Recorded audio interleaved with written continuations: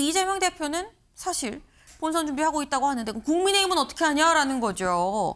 예, 국민의힘 어제 선관위가 열렸죠. 선관위에서 일정이 이렇게 확정이 좀 됐습니다. 일단 5월 3일에 최종 경선을 통해서 국민의힘 후보를 선출하겠습니다라고 얘기를 했죠.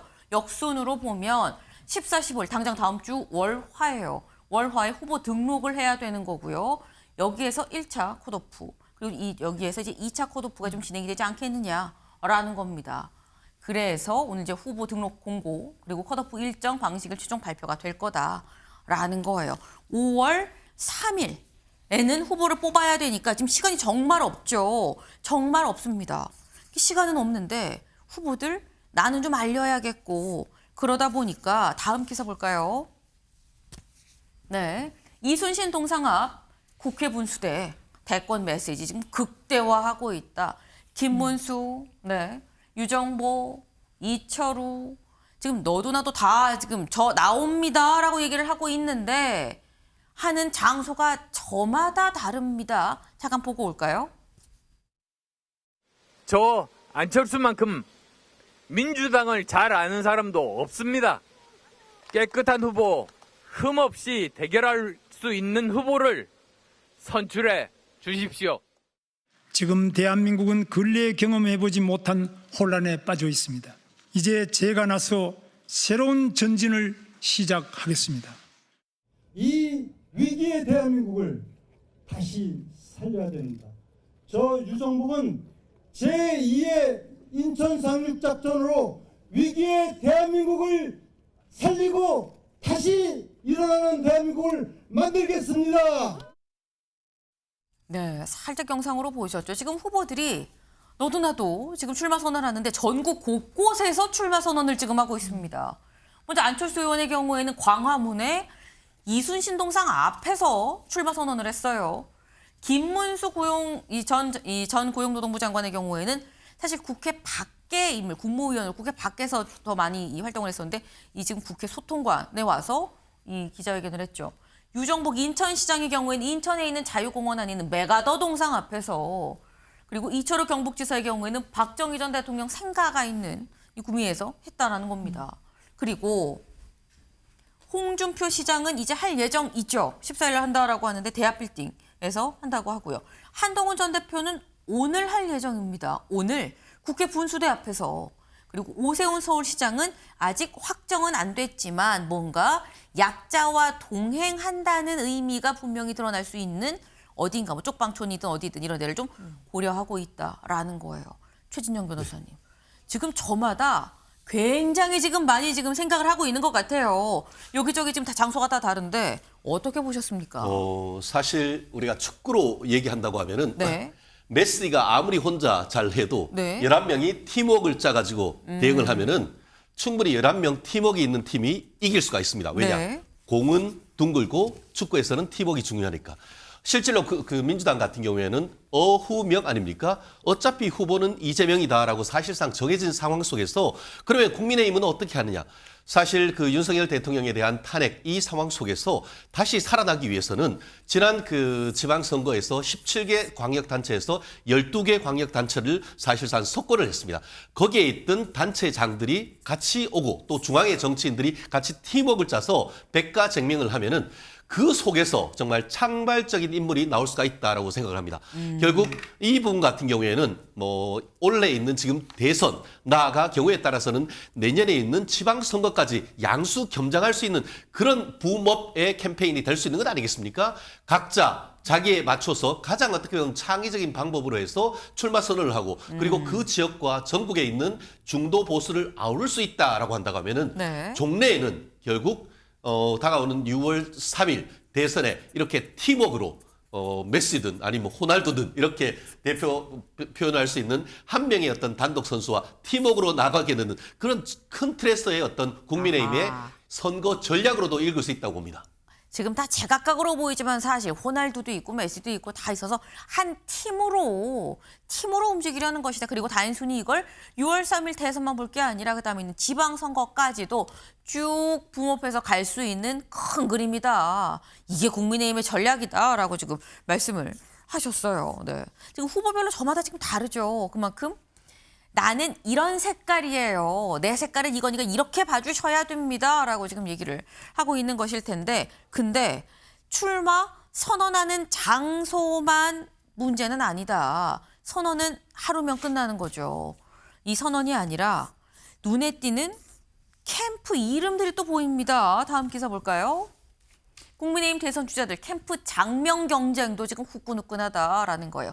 우리는 무슨 캠프예요? 라고 이렇게 얘기하는 캠프의 이름을 짓죠. 근데 이 이름이 좀 독특하네 라는 생각이 드는 게 같이 볼까요? 네, 보겠습니다. 홍준표 시장의 캠프는 무대홍이에요. 왜? 무조건 대통령은 홍준표야. 그래서 무대홍 캠프라고 합니다. 김문수 장관은 문수대통, 김문수 승리 캠프, 문수대통 캠프다라는 거.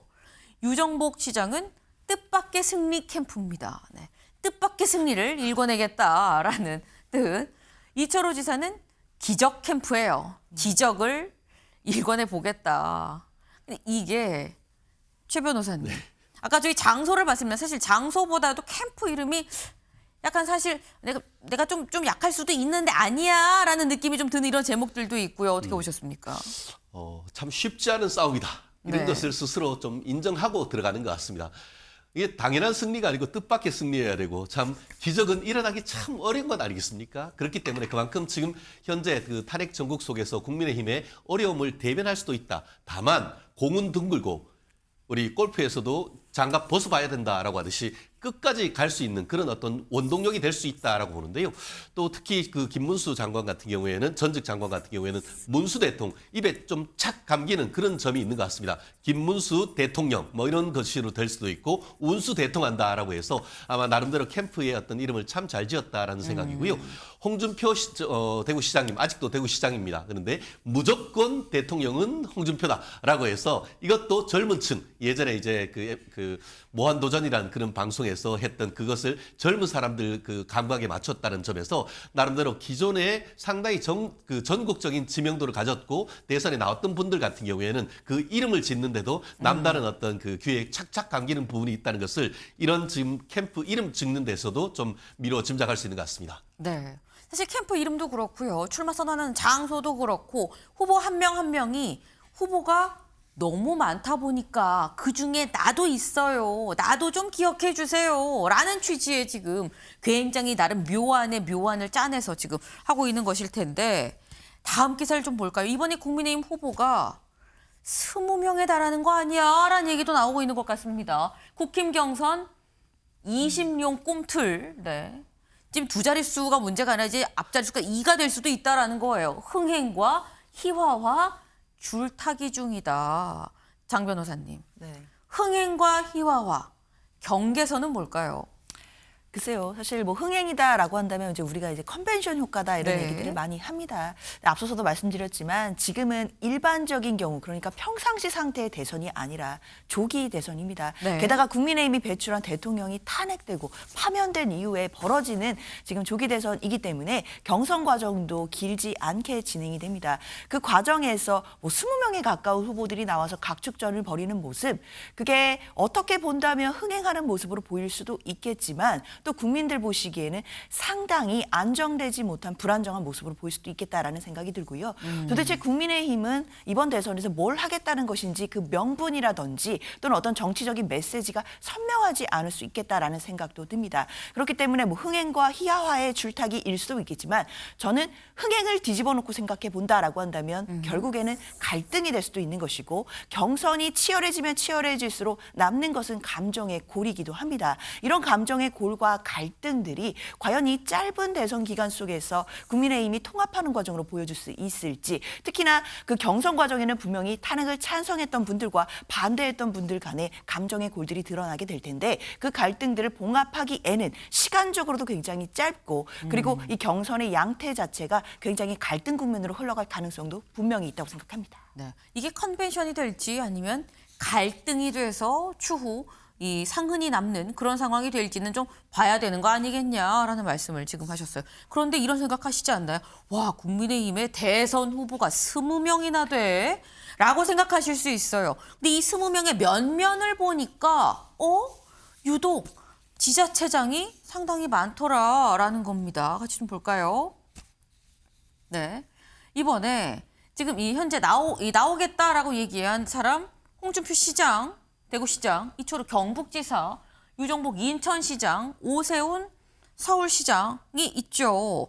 여기는 얘기를 했고 그리고 추가적으로 나도 나올까 말까 고민 중이에요 하는 사람도 더 있다라는 겁니다. 김태흠 충남지사, 박형준 부산시장, 이장우 대전시장도 글쎄 나갈까 말까 빨리 결정해야 되는데 고민 중이라는 거예요.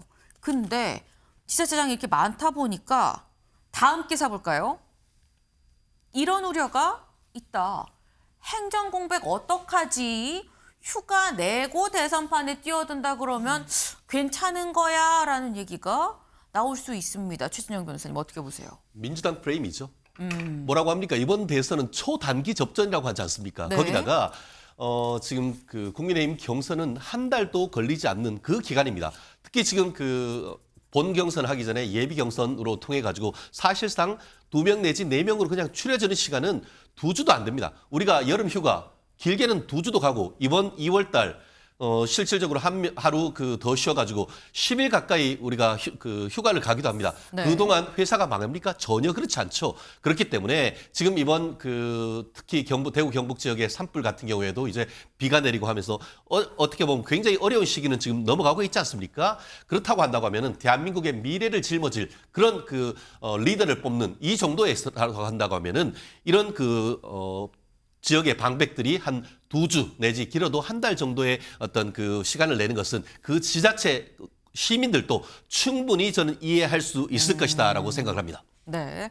지자체 시민들도 그 정도의 기간은 일주일 혹은 열흘 정도의 기간은 이해하지 않겠느냐라고 말씀하셨어요. 후보들은 사실 결국 유권자, 이 투표하는 투표권자의 이 판단을 받는 게 더 중요한 사안인 거겠죠. 판단을 거기서 좀 봐야 될 것 같다라는 생각이 듭니다.